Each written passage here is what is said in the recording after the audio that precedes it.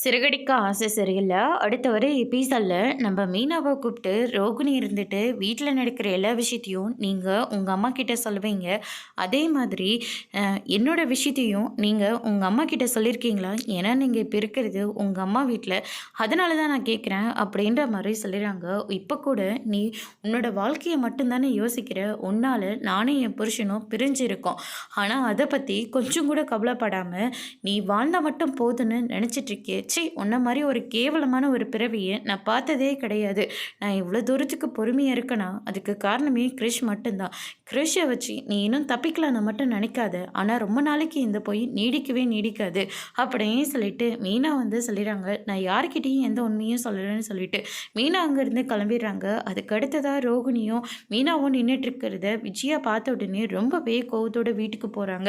ரோகிணியும் மனோஜும் ஷோரூம்லேருந்து வந்துடுறாங்க. அம்மா நீ இன்னைக்கு எங்கெல்லாம் போயிட்டு வந்த அப்படின்னு சொல்லிட்டு கேட்கவும், இல்லைன்ட்டு 2 கிளைண்ட் இருந்தாங்க, அவங்கள மீட் பண்ணிவிட்டு ஷோரூமுக்கு போயிட்டு இப்படி வீட்டுக்கு வந்துட்டேன் அப்படின்ற மாதிரி சொல்லிடுறாங்க.